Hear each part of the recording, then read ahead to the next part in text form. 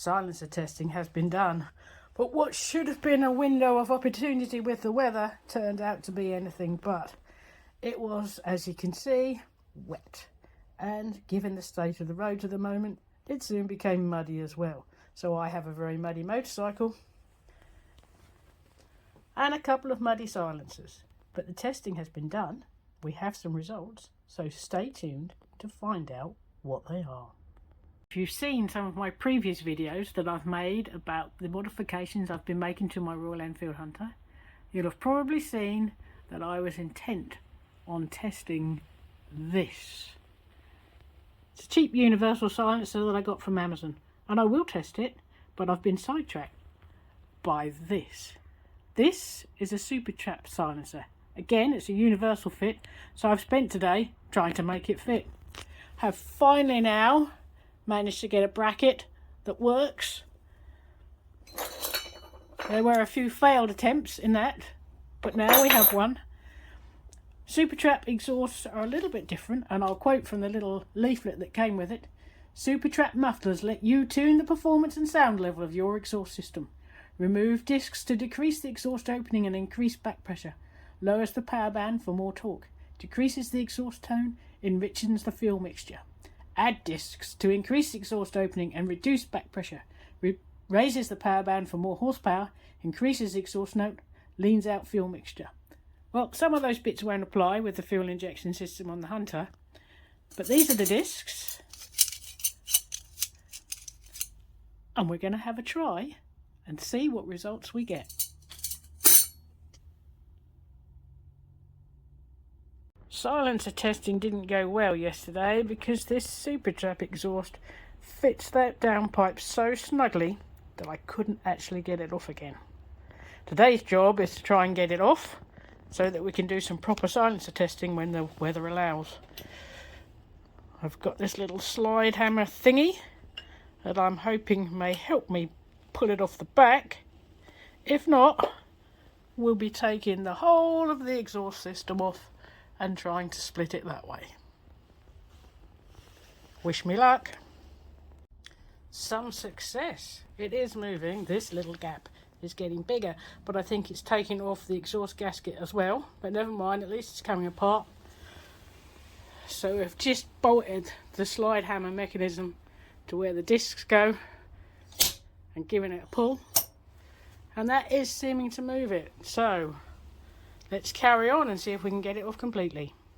The silencer is off, as is the exhaust gasket now, which is still firmly wedged in that silencer.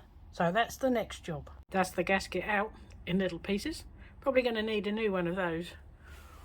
Also need to clean up in here and rectify this little dent that I managed to put in it in previous efforts to get it off. I think what I'm going to do for testing purposes is I'm going to make up a steel sleeve. Instead of using that exhaust gasket, I'll make a steel sleeve to take up the difference, and that will hopefully allow me to swap silencers much easier out in the field and get some decent test results. Found a suitable bit of thick wall tube in my scrap box, so we're going to spend some time on the lathe and machine this down to make a suitable sleeve for those silencers. So we've made a nice pile of swarf, but also crucially we now have a sleeve. Might even be the right size.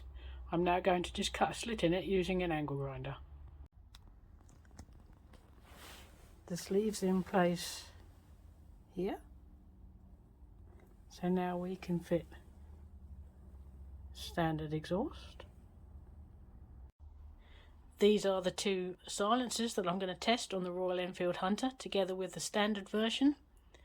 I'll also test the Super Trap with 12 discs as it's set up there, and with 6 discs. You can see the bracketry that's had to be made to get things to fit, and also we've had to do a couple of sleeves and a bit of shim so that everything tightens up nicely, ready for testing. Just got to wait for some good weather. Well, as you saw at the start of the video, the good weather didn't happen, but I do have test results.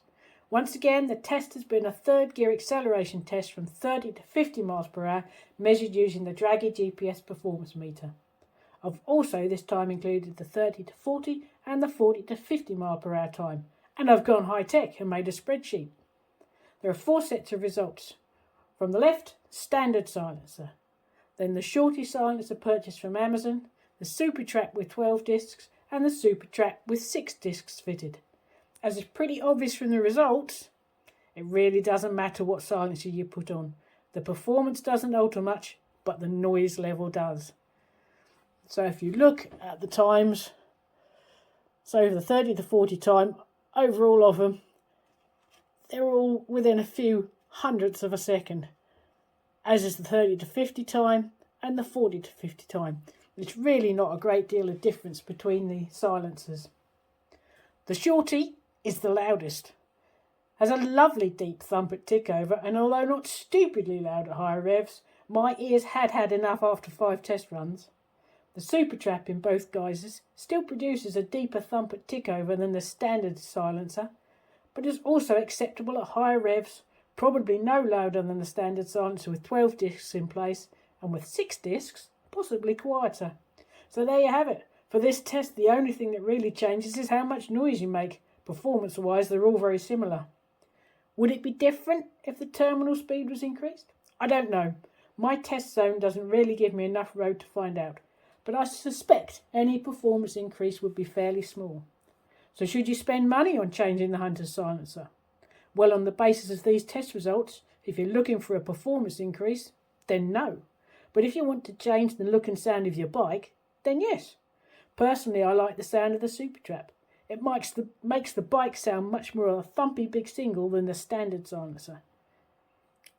Next up, I'll test them all again on the Delkovich downpipe and see what results we get then.